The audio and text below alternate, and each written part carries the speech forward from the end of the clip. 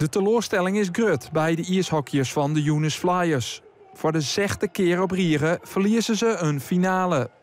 De Eaters uit Geleen winnen na verlenging de Benelux Cup. Een nijbekertoernooi met clubs uit België, Duitsland en Nederland. Dit was de eerste keer natuurlijk dat voor deze prijs wordt gespeeld. We hebben al heel wat finales verloren afgelopen jaren met Heerenveen, maar eentje gewonnen. Dus als team waren we zeker opgebrand om deze prijs te pakken. Dat doch blikken, want door goals van Pucci, Collard en Noorderman komen de Flyers met 3-0 voor.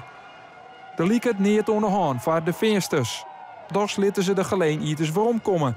En na 3 periodes stiet het 3-3.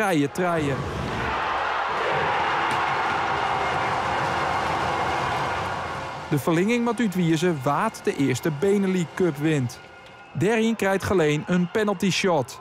Ben Dupro benut het en dat betekent dat de Limburgers met 4-3 winnen. Weer een verlies dus in een finale voor de Flyers en dat na een 3-0 voorsprong. Dat komt aan. Hiondal bij Limburger Bob Gerritsen, die sinds zijn oude ploeg spelen. Het is leuk om hier te spelen, maar ja, ik wilde zeker winnen, dat is alles. Ik wilde Geleen eruit slaan natuurlijk. Dus jammer dat het niet zo is gegaan. Dit is heel zuur, zeker na zo'n 3-0 voorsprong, dat we eigenlijk nog weggeven. Nog een paar goede kansen hadden gehad eind van de 3e periode en ook in overtime hadden we nog wel echt wel wat kansen om erin te schieten. Maar